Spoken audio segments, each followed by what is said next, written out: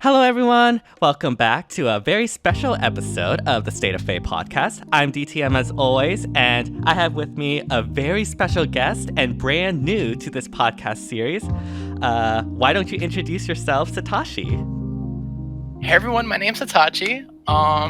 You guys may know me as the guy that really likes Edelgard to the point where I speed stagger and think I'm big brain for it. But honestly, that is very big brain. Not gonna lie. Thank you. But thank you so much for having me. It's truly such an honor. I love your podcast, and oh my gosh, it truly is an honor being here. Oh, thank you so much. The pleasure is all mine. And we're here to basically be talking about Aether raids because I've heard Satachi has been getting really into Aether raids as of late. Is it now your favorite mode, would you say? I wouldn't say it's my favorite mode, but it's tough because I unironically really love Summoner Duels despite not playing it much. I probably play it the least now, but I think it's my favorite. I think that's my favorite game mode. That is, I'm not gonna lie, that is a pretty hot take, but I definitely respect it a lot since I love Summoner Duels as well. I think on paper, Summoner Duels is a really great idea. It's not executed properly. And I think it'll just take over time for it to, get better, in my opinion. I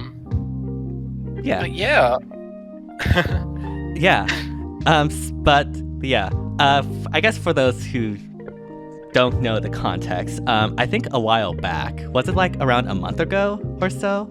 Satachi, I believe it was a month ago, yes. Yeah. Satachi reached out to me to basically get some, I guess, tutoring advice for Aether raids, and it was super fun. And since then, Satachi has been a full-fledged Vault of Heaven's mainstay, I would say. And we're here to discuss just how people get into Aether raids and, what sort of things you need to know or Satachi has learned, and hopefully this could be a very insightful conversation for those that are looking to get into Aether raids. Wouldn't you say? Yeah, for sure. So I used to play Aether raids 2 years ago, but I never maintained Vault. And then ever since then, I kind of just stopped playing it, and then I got all the way down to, I want to say tier 16. I got knocked really hard. But then coming back to it, it made me realize a lot of things. One, I think out of all the game modes, this one's the most this one has the most trial and error type of vibe. Okay, right, it's okay to a lot of people, at least from my point perspective, I see a lot of people they go into it first week, their defense may not do well, or even their offense might not be the greatest, and then as much as that really stinks, I think it's all about trial and error, and there's nothing wrong with that. Right.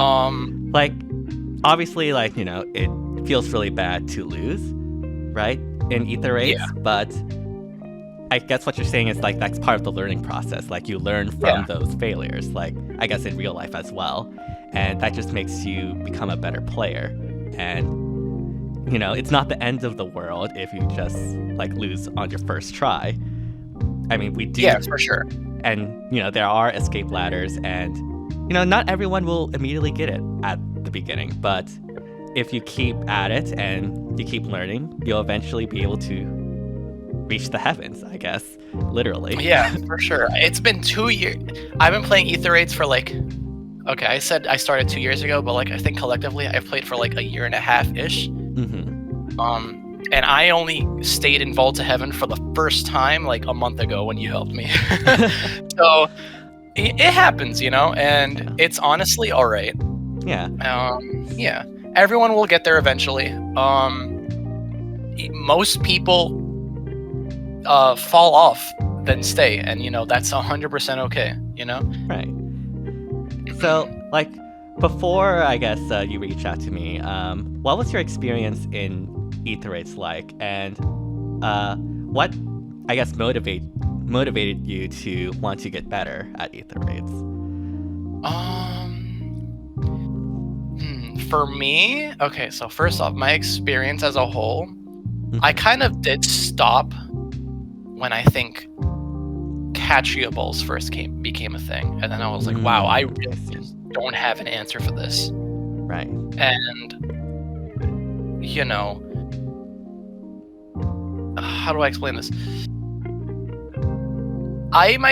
One thing I will say, and I'm not saying this to like knock on anyone, you play how you want to play, but for me, I use my Edelgards, and 9 times out of 10, unless I really, really have to, I'd rather not use a save skill. Period. I mean, I respect it. Yeah, period. But then I thought to myself, I was like, all right, at the end of the day, I'm trying to stay in Vault of Heaven. That's where all the kind of like sweats, are at.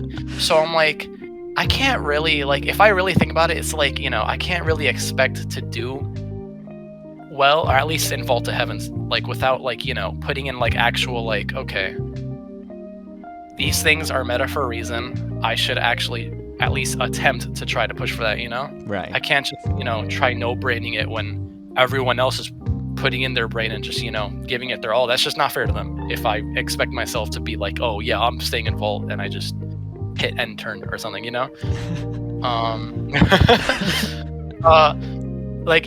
me, that just started using admittedly, I finally started using save balls because I just want that gold chair. Even doing that, at least for me, I still have to be very wary of what I'm looking at and how the AI works. That's the most important thing, I think. Right. And yeah, I believe it was during our tutoring session where we went through the team compositions of those save balls, of not just on offense but also on defense as well, with Catria and whatnot. Yeah. And I guess what were your thoughts on that, actually, out of curiosity? Was it fun? Was it insightful? Actually had a good time. I love looking in depth in video games in general, so it was very I really liked it. I was happy the entire time. So glad to hear it. So yeah, of course. I guess if you had to distill it down to a couple of key points, what would you say were those key insights that you received during that tutoring session? What did you learn that would have helped you before?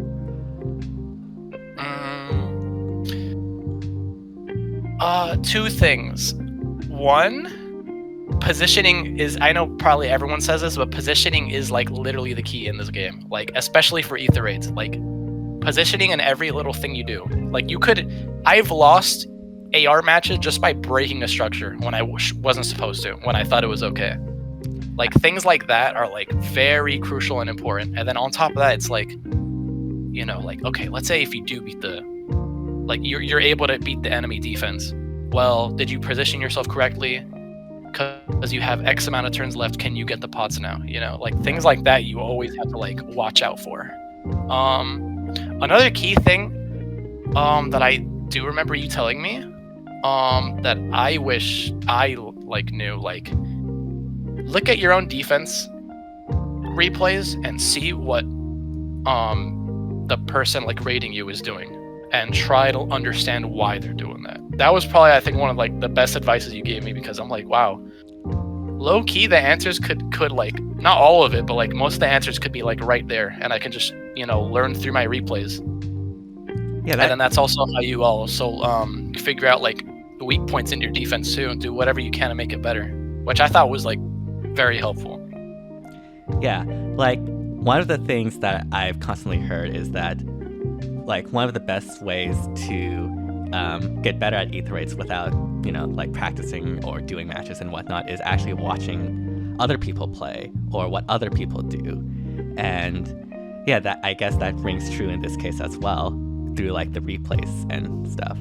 And it's interesting because I would say recently there hasn't been as much Aether raid content as there has been in the past, which I think is a bit of a shame, because Aether raid's content I really do enjoy. And again, like I do believe like a lot of people can learn a lot just by watching other people. And so, yeah, I guess this is my cry to like hope to make like Aether 8's more popular content, because honestly, Aether 8's video has not been doing well on my channel. Not gonna lie, but which is why I sort of stopped doing them. But hopefully they become popular again. So, but I don't know. The algorithm is ruthless. I will say that much. Do you think that? Okay, because I haven't started playing Aether 8s again until like last month. Do you think that the meta also has an effect on whether people are interested in the content or not? I think it does, to a certain extent. Obviously, it's not the end-all, be-all. There are, you know, if a creator is entertaining or popular enough, I'm sure they will be able to get the views regardless. Like Promise and Levinsteady, I'm sure will have no trouble. But like on to the meta, I think a big reason is the fact that we've had a pretty stagnant meta for a while, in it being basically save balls versus Catria balls. And like in terms of like content, you know, people just like variety. And if you just clear like the same defenses over and over again, it's not as interesting, right? So that's what I think that has to do with it as well. Okay, yeah. And yeah. Oh man, I think now the meta's gonna change drastically after who coming out, but yes. Oh, don't worry, we'll talk about that later. Oh yeah, for sure. I guess a little foreshadowing there. But yeah, I guess when talking about defenses, have you made any adjustments to your defenses since we've last met? I guess for those without the context, I basically had him copy Joel's Catria ball. So thank you, Joel. Yeah, thank you, Joel. Oh man, I actually have not made any adjustments whatsoever. I've just been winning, honestly. I mean, if it works, it works, right? Like, why? It's literally working, yeah. And then I'm like, dang, I don't even have like Hardy Fighter on my Summer Edelgard yet. I'm like, dang. Right, and like one of the things that was really great about it was that we got to incorporate, your favorite characters. Now, granted, it was a bit easy since it was Edelgard. A little bit.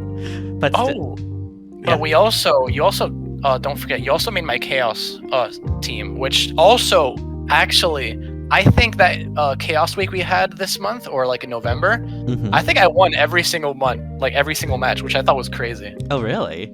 Wow, like, actually, yeah. That is crazy. Amazing, actually. I haven't been able to do that yet. I was like, what? That's crazy. And everyone was just, okay, I can probably maybe send it to you and you can put it on screen, like the two defenses that you helped made me. But everyone was scared of that Summer Byleth that I had there. That we were like skeptical to add on. I was like, nah, I like her. Oh my gosh, she got so many kills. It was crazy. Yeah, that's awesome. Because like that was one of the nukes we've used, right? Yes. Yeah. So that was another favorite that we got to incorporate. But yeah, I mean, I guess it's just to show you that, even though it might not be possible for every character, there are ways to incorporate your favorites in Aether raids and still find success in them as well. Yeah, for sure. I think I have a friend that uses like all Gen 1 to like 3 units on their defense, and like they stay in Vault of Heaven, and it's crazy. I mean, I think there's some really underrated units that would be good for defense, like even if people consider them like outdated or whatnot. Yeah, for sure. But yeah, so in terms of like the strategies you've been using, have you just been using save tanking, or has there been any other strategies you've employed during offense? During offense, it's been mainly just it's been mainly save ball. Okay. There was, I think in Chaos though, there was a team where I had, I think it was Brave Byleth, and I'm not gonna lie, I just had her like enemy phase most of the time. I mean, she was kind of ridiculous. Yeah. Yeah, Brave Byleth is a very good vantage tank. Yeah, I'm still trying to figure out like I'm trying to figure out offense still. So, you know, Yeah. still things I have to work on, but And yeah, Aether 8 is always a constant learning experience, especially if like the meta continuing shifted like it did, I think, around 2 years ago. So yeah, definitely there's always something that you can improve for yourself.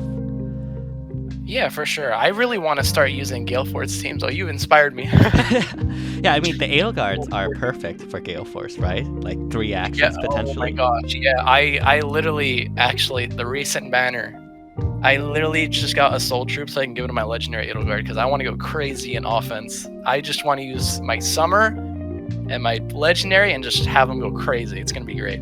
Yes. I'll somehow make it work. Hopefully. Yes. You can have like 12. You'll make that like 12 action Gale Force team that I used to run, and just that'd be crazy. yeah, just have like a blast doing that all the time. Gale Force is super fun, and it can be intimidating to get into, but I find like doing those matches is very rewarding and probably the most fun I've had playing Fae. Yeah, for PvE and even like in other game modes, like player phase has always been my favorite. I love Gale Forcing around and just feel like I'm destroying the entire like enemy team with just like 1 or 2 units. It's so rewarding. Oh my gosh. Yeah. So I guess going back to the topic of getting into Aether Raids, what would you say to new players who are looking to get into Aether Raids? What would your advice be? Or like, yeah, I guess things to know in general. Things to know in general. My biggest piece of advice, even some people that are in Vault of Heaven forget this, but always check skills on your units. Always do. Please. Yes. Please. It doesn't matter if you've seen the same, like, I don't know, like, I guess, Medius, right? He could have, all it takes is one Medius to throw you off and you're like, dang, this sucks, you know? Like, it can be anyone. Like, you just please check the skills. You never know what you can, you know, what you're literally up against. So that's one thing I do recommend. 2, okay, before you go on, I will say in relation to that, I keep forgetting that Arvel applies that guard effect in like the 3 columns and 3 rows. So oh my, for like same. I want to say 4 straight matches, I forgot to like move my Fallen Edelgard out of that range, so she would not be able to proc Gale Force, and that would just like completely ruin my matches. And I've lost like 4 ladders straight because I just keep forgetting. And yeah, that was really painful. So let this be a lesson. Read skills and don't do matches at midnight. Oh, please. Oh my god. Okay, that's another thing. I know people sometimes are like, okay, it's reset. I kind of want to sleep, but let me just do Aether. No, you need to be like at 100% brain power to do Aether raids. Please don't do it. I do it sometimes and I regret it instantly. Please. I just rather wait until, you know, I don't want to say like do it last minute, but do it like later on the day when like everyone else like reached like, you know, that level above you, so that you don't fight like the people that are like yeah, so here's my +10 emblem, I don't know, like catcher, like anything, here you go, GG's, you know, like I mean, that's actually something that is kind of subtle, is that, you know, there is an element of timing to Aether raids, right? Like if you wait and play as late as you can, maybe not like last minute, but you know, if you're in the Pacific Coast, like the last 2 hours or so, most players would have already like moved up a level compared to you. So you hopefully should get easier defenses. Obviously not guaranteed, but it's more likely. And yeah, that's why a lot of people also only do 1 match a day, and not like, you know, do 2 matches on the first day and are in that upper tier for like the remainder of the week. Unless, I was literally also going to mention that too. Yeah, don't. 9 times out of 10, I would never do 2 matches a day. Yeah, except for like the not. last day, obviously, in which case you. Oh yeah. Yeah, for sure. Yeah. Yeah, but 9 times out of 10, I don't do that. Oh my gosh, that's like asking for me to lose a ladder. Oh my gosh. Right. Any other like tips? Yeah. Two. Always watch your replays, even if it says that you've won like defense. Please watch it. Just trust me, because you don't know if you won on like the last turn or like anything like that. Just even if you win, just see what your opponent does and try to learn why they would do that, because sometimes people would have an idea and then just didn't execute it properly, and you're gonna be like, oh wait, maybe they could have like literally just won and they, I don't know, maybe misclicked or like right, things like that, because I know that does happen a lot. Another thing, I'm only gonna say it because this is more like of a personal thing, even though I do this a lot. Do not gamble traps, please. Unless you have to, please do not gamble a trap. That's like, I lose sometimes because I'm like, this isn't a bolt trap. Oh man, my Brave Idle Guard's below 10% HP. This sucks. Oh man, that's one thing I can't stress enough. That brings me back to the days when I like had my first iteration, I guess, of my 11 action Scale Force team, and it was with Legendary Edelgard. And the only way to consistently get her into WOM range was to test traps. And like, wow, yeah, that was a wild time. That sounds so. That's actually really cool. This trap is mine now. Yeah, I mean that's part of the reason why like you see people recommend not upgrading your bolt traps, right? Because like if your bolt trap is like say 50, boom, all of your units are now in WOM range, and like with the bolt tower, like it's fairly easy to just like finish off your team, your defense. Obviously with Medius that doesn't really apply now, but I mean it still applies in Astra season, and that is also the reason why like the introduction of the Hex Trap was also a really big detriment to that as well, because more often than not, you would use the Hex Trap and the Gravity Trap, not the Bolt Trap, and so doing that sort of thing is no longer as reliable as it once was. Yeah, Still, fun memories. Man, I'd have to go back to some of my older videos and see like, because there were some crazy matches that I had to like pull out all the stops to try to make sure I like was able to test like both bolt traps, just in case one, the one that was the easiest was a fake. But yeah. Anyway, wow, sorry. That's really funny though. I can't stop thinking about that. Your trap is mine now. Okay. Oh man. I'm trying to think of another one. I kind of want to focus on like in terms of like building defense, because I'm still trying to learn, offense, because I don't want to like say the wrong thing. But for defense, another thing is I always try making sure that all your units cover each other. Yes. I think the biggest downfall is having one unit just stray away from like your entire team. You want to make sure like everyone's together, like a whole like, right, army coming at you at once, Yeah. And have like those like overlapping ranges, so like yeah, for sure. Your enemy can't exactly choose who to take on. They have to like take them all at once. Yeah, for sure. I mean, you can have tips on offense too. Like the a little bit perspective of a new player is always welcome here. Yeah, that's true. Okay, one thing that I know I used to do is that, how do I explain this? So, let's say you're put in a position where you have to like make like a fatal guess. Try not to like bash yourself too hard in the guess. Like I don't want like, if you're too scared to like start like attacking, like offending, and then that ended up being like a mistake, try not to be too upset. I'm trying to like find the right words, but there's many times where I'm like, should I attack now or should I fall back? And like, I think that's something that, you know, I still require more learning, because that kind of like dives into like AI, like not manipulation, but like knowing what they do. Right. And just like gauging like the map state and whether or not and also like, gauging the map state. Yeah. advantageous to like take out a unit versus retreating back. Yeah.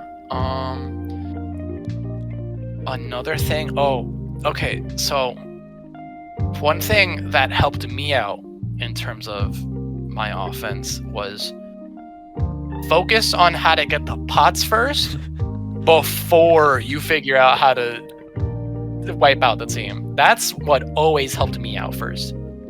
Yes, pots. Because I feel like if you just focus on the team first and then the pots, I feel like that's usually ends up being really bad. And you're like, well, how do I get to it now? Yeah. You know? Yeah, the pots, you know, people say pots are the hardest part of AR, but like there's, you know, I don't think that's actually true, but you know, the sentiment I totally get, because like it's often super overlooked, and like, but it's still like very much impacts your progression in terms of Aether raids. You can only miss 2 when you double up. Yeah, you can only miss 2. If you only want to do 8 matches, you can only miss 1. If you miss 2, then you have to do an extra match, because you won't have enough stamina, or I think it's stamina. Is it stamina, or is it like Aether? Aether. I think it's Aether. Yeah, you don't have enough Aether to like double up. You'll be at like 90, and so you have to do. Oh, that's so tragic. Oh my god. So you have to do like a 50 match, like just a single match. Get all of those pots, and then you can do another 50 match. And so, I mean, it's not the end of the world, obviously, but you probably want to avoid it if you can. I mean, I don't know. For me though, I mean, I feel like it's all a perspective, but at least for me, whenever I thought of, all right, how would I get the pots first? That's it always helped me. So I feel like it's also a matter of perspective too. Yeah. But I think obviously key number 1 that comes above all else is positioning in offense, because that's probably the most important part of this game period. Right. Where you place your units. So. And it's probably going to be more important now with Emblem being released and being able to counter safe balls. Now, as of recording this, Emblem, it's Astra Anima season right now, so we haven't actually seen Emblem in practice. But I guess, what are your thoughts on Emblem? And like, I know like we focused on like save taking during our, I guess, session. So do you have any thoughts on Emblem's inclusion, or? You already know how I feel now. I said earlier in the podcast, hey, I use save balls. Well, it's been a good month. So there goes that. Yeah, I mean, to be fair, like save tanking was the most straightforward way to progress with the units you've had, so we just sort of did it. Yeah. It's weird because I genuinely think it's fine, but hear me out. But as long as like, I'm knocking on wood right now, if they make like Emblem 2 and then like, oh, now in Astra season there's a character that also just locks armor, then I'll be like, you know, a little sad. I'll be like, man, you know, I could see why they would be like, all right, maybe for like 1 season, which is Chaos, only use 1 savior, and then what was it, Light and Dark? No, she's a Dark Myth. Yeah, and then for Light season, okay, you just, if this person has Emblem, then you just can't use saves, period, unless you just, you know, get rid of her, which, you know, good luck. But I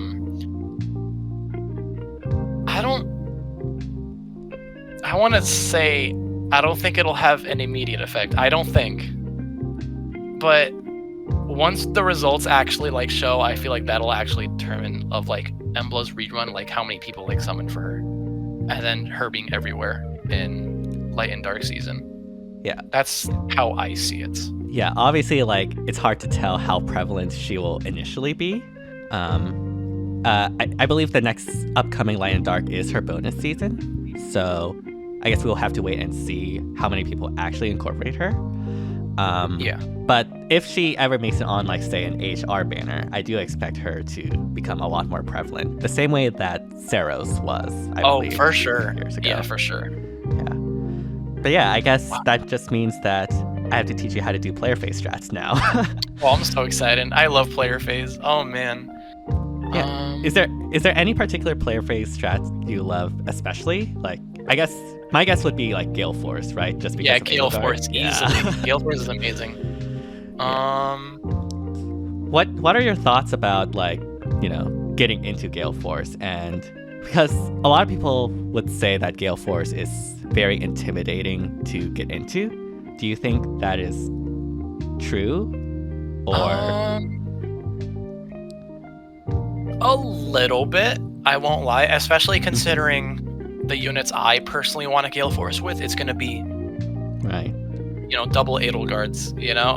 So with the Raging Storm, they kind of have to be solo, so I'm a little intimidated by that, but, you know, I'm willing to put the work for it, you know, figuring it out. And I think it would be, you know, I feel like it'd be something good for me to learn, regardless.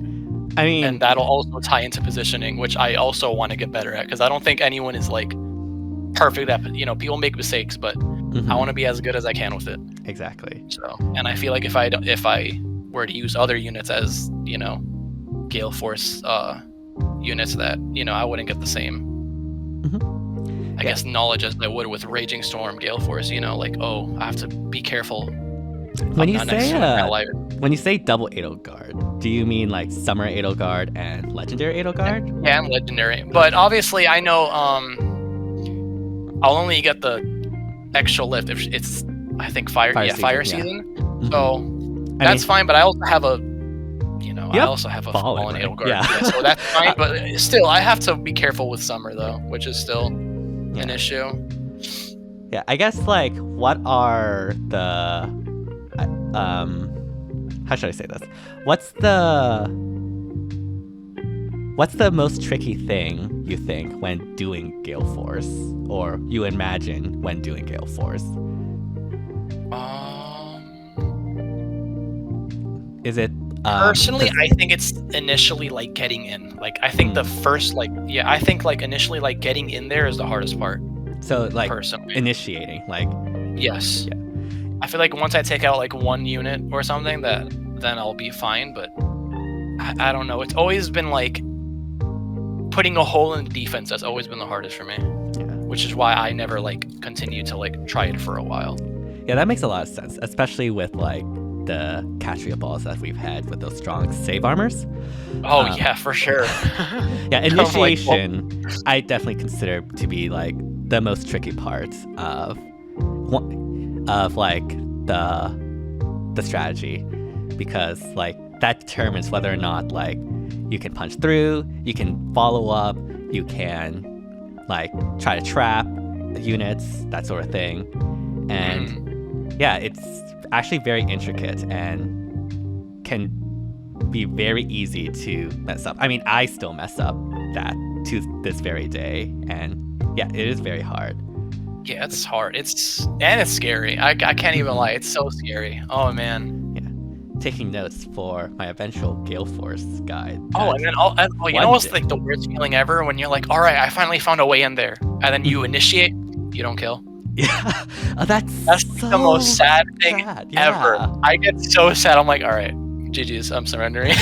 That's so sad. I just had a match like that, like yesterday or something, where like I was off by 2 HP, and I was just so sad because I guess like I used tactic skills to like boost my Linja's attack, but because of like the mythics, the attack tactic actually didn't like get on her, and I just forgot about that. But I was like, you know what, it's fine, who cares?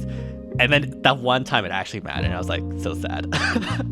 Gosh, that's like the worst feeling. Yeah. Oh my god. Yeah, this is why like you don't just like, you know what, it doesn't matter.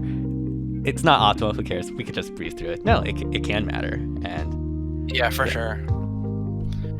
Oh boy. Trying to think of another offense tip.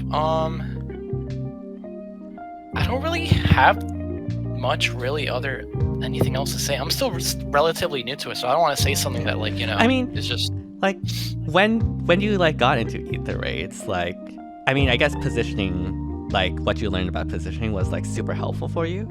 Was there anything else that was very helpful to know?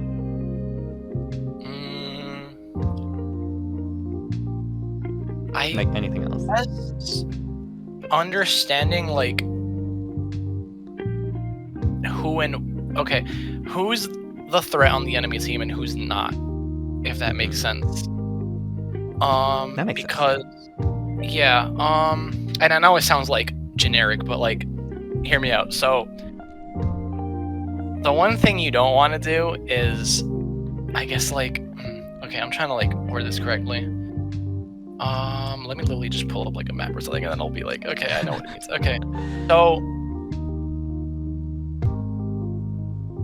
I know one thing that new players do quite often is they'll only put their strong units towards the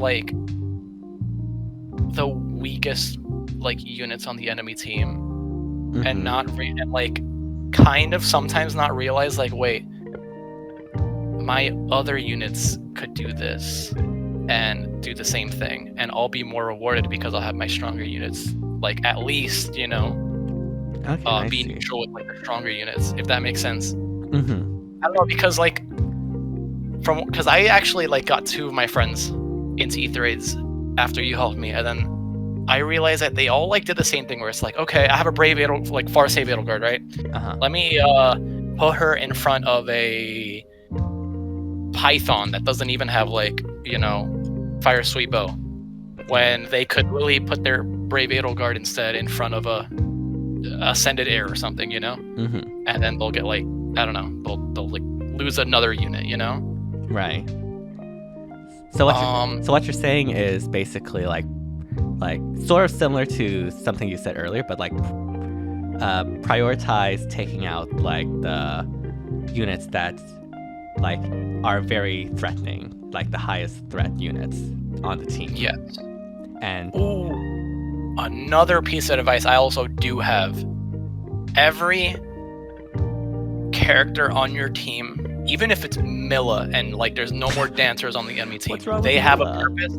No, I was gonna say they have a purpose no matter what, Yes. Sometimes because there's many replays actually where, let's say,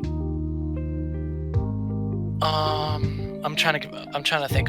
So let's say Dark Season, right? Perfect. So they'll isolate my dancer, whatever.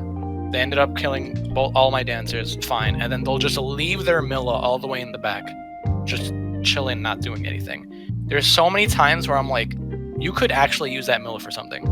Right. And whether it's for stalling to get more pots, whether it's for rallying, and I see a lot of people do that, or at least it's beginners, And I think that's also something that they should learn. Again, I'm using Milla as an example. She has a role to stop dancers, yes, but once she finishes that job, that does not mean she's useless. She can, do your best to make everyone as useful as they can, is what I'm trying to say. Yeah, I actually really get that a lot. I mean, yeah. I get what you're saying, and I feel you a lot. Every unit, even if they're just there because they're mythics or because they're the bonus units, you should try to have them add value to your team. So even if, say, you're running a safe-taking team with a bonus unit, you can use that bonus unit to have distant guard and close guard to have that support, and also or make them either positional support or just even an extra way to snipe certain units offensively. There's a lot of creative ways to do that, and so trying to find for sure. Wow, that is actually something that. Yeah. Because like I fall into that trap too. Because like back in light season, during my Gale Force teams, I used to not run Wings of Mercy on my Milla. She just basically was solely there as a smite bot. But like, there was like one match I can't remember where I was like, fine, where I could have won if like Milla had Wom and could just like warp in and smite someone out of the way of like a trapped unit. And right. Yeah, like yeah. What you said just like rings so true. And so yeah. I mean, I'm full of doing it too. I know I say that, but I do it too. I remember like I think Halloween female corn was like bonus season and she had base kit, and then like I looked at her, I'm like, why am I not doing anything with her? I'm like, let me actually like, you know, she's a part of my team for a reason. Right. I have to use her, you know, make use of it, because God forbid, like, you know, what if I just slap a close guard 3 and that just saves me a match, you know? You never know, so. Yeah, exactly. It's funny you say Halloween female corn, because I think Halloween female corn is actually a super good unit. Sort of underrated. Oh, honestly. yeah, for sure. Yeah. I'm not saying she's not. I'm just saying, you know, I had to use her for bonus season, and then, like, you know. Yeah, I fell into that trap. I was like, okay, she's my bonus unit. I have to use you. You know, that doesn't mean that you should just neglect them the entire time, is what I'm saying. Because I feel like there's people that kind of do that, especially, like, newer players. That reminds me of, like, I think it was one time I used, like, basically a 4-star Sias or something as my bonus, and he basically only had smite, like no other skills. Oh like I was too lazy to actually like train him up and do stuff. So I was like, you know what, you're just a smite bot. My god. Obviously, like I was able to get away with it, but you know, there are many instances where I would not have been able to get away with it, especially now. So yeah. For sure. I think there was one time I still used my 4-star Alphonse as a bonus unit. Yes, he's still 4-star. He's the only one that's still a 4-star, but you know, I gave him double close guard and it saved me a match. So you know what? I think just because of that, I'll rank him up right now. Yeah, he deserves it. He was the MVP clearly of that match. Yeah. Oh my gosh. You know what? I got you. All right. But yeah. Screen. Send me that later, actually. I will. But yeah, before we, I guess, head off, since we have been recording for a long while, are there any final thoughts you want to say? Actually, we didn't talk about Emblem that much, but I guess that's fine. Yeah, any final thoughts? Any final thoughts? Honestly, Aether raids can be very scary. I think it can be probably the hardest game. I think that Summoner Duels and Aether raids are still like neck and neck, but it's pretty intimidating, because I feel like with at least Summoner Duels, you can at least anticipate what's coming. I mean, again, maybe it's still me needing to learn AI manipulation. I could be wrong with saying this, but you know, when I do offense, it's like very scary. And one thing that you 100% need to realize, it's all about trial and error. There's nothing wrong with, you know, oh dang, I lost my defense, and you know, dang, I can never do this. Like everyone has their moments. I mean, look at me. It took me 2.5 years to stay in vault, you know, like at least once. I never stayed again, by the way. I guess I must come out and say that right now. I never stayed again. You were doing so well. I was. You want to know what happened? I forgot to switch Edelgard's Blessing, one of the Edelgard's Blessing, and then I did a match and I completed it, and then I was like, wait, why did I only gain 330 lifts? No. And then I'm like, oh, and then I was like, well, I think that means I'm just gone. I think it was still salvageable, but yeah, that was a big... No, I lost like 2 defenses in a row, and they were both like minus like 60 or something, and I was like, yeah, no, we're done. Oh my gosh. It's all trial and error. You know.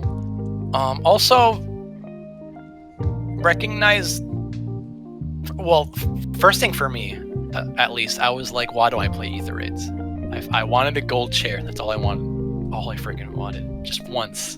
And you know, trial and You have error. it. I was like, okay, like, all right, if I fail, look at my replays. Can't stress that enough. Look at the replays, and never feel scared to ask questions to anyone. Be like, why did you do this? Or like, or even have your friends just like play your replays and then ask them what they do. No defense is perfect. I also want to stress that out, because sometimes I feel like Definitely defenses not. are like, sometimes I look at a defense, I'm like, it's unbeatable. I can't do this. But like, that's not true. And this is also a game mode I also want to say that takes a lot of time and effort and investment into. I can't lie to you. This game mode does take investment. You can't just ether raids and like in 2 weeks you stay in Vault of Heaven, you're like number 500. I mean, if you do, you rock. Please, I owe you like $10. But it takes a lot of commitment and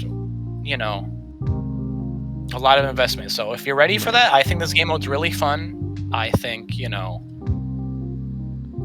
asking for help's always the best piece of advice I can give you, and then also just positioning. Really, I'm sorry. I know I keep saying that, but that's like I value that so much in this game, and I genuinely think it's the number one like thing ever. Like, yeah, I mean, I totally get you, and yeah, like for me, I would say that Aether Raids is definitely very intimidating to get into, but it can be very rewarding as well, and I think that one of the best ways to learn is to watch how other people play, and there's still like Aether Raids content, despite me not feeling that great about it anymore. Like Live and Steady still does Aether Raids content, and yeah, there's like, failing in match is not the end of the world by any means. It does not mean that you're any less than or anything like that. It's just a learning process, and there are escape ladders for a reason. And just being able to learn and recognize and shift away from a mindset from like, this defense was unbeatable, they have too many plus 10 units, to more of a mindset of, okay, that just happened. What could have I done differently that might have gave me a chance? I think that shift in mindset does a lot to help drive that improvement. And also, I'm always here if y'all want any tips. And again, best teacher. Thank you. And yeah, we need to get on that player phase grind soon because of Emblem. My gosh, so true. One thing I also want to say that's really underrated, that's helped me a little bit with player phase. Friend mock battles. Do them. Yes. It's so much fun. Friend mock battles. I forget it's there sometimes. It's fine. I wish it was like not like in the like edit Ether key tab and like like why is it there? Like what? It should have it should be in the main Aether Raids page. That's like so weird.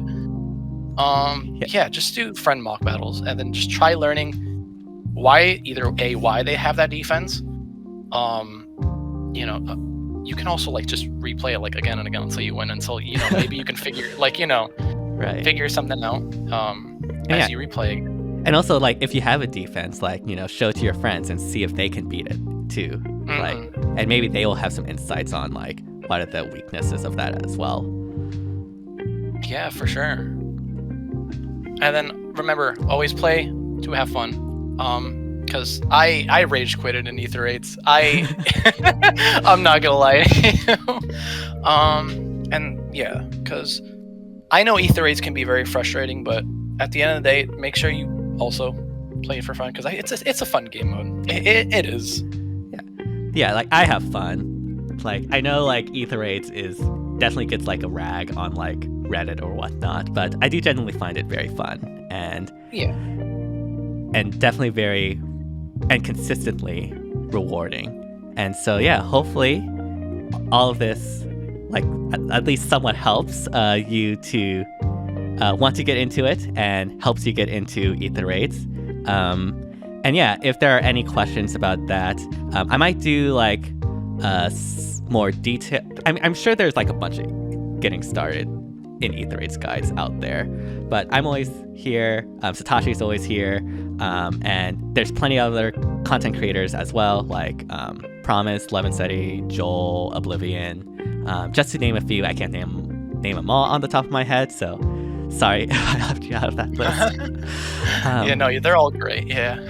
Yeah. But yeah, thank you so much, Satachi, for joining me for this. This was a lot of fun, and it's always such a blast talking to you as well. Of course. Thank you so much for having me. It was truly quite an honor. Like, you don't understand. It really means so much. Yeah, it's my pleasure. And I forgot to do this in the beginning, but I'm going to do this now. If you enjoy the content, be sure to like, subscribe, hit the bell, all that jazz, not only to my channel, but to Satachi's channel as well. The link to that will be in the description down below. And yeah, hope you all have an amazing rest of the day, and see you all next time. Bye, everyone. Bye, everyone.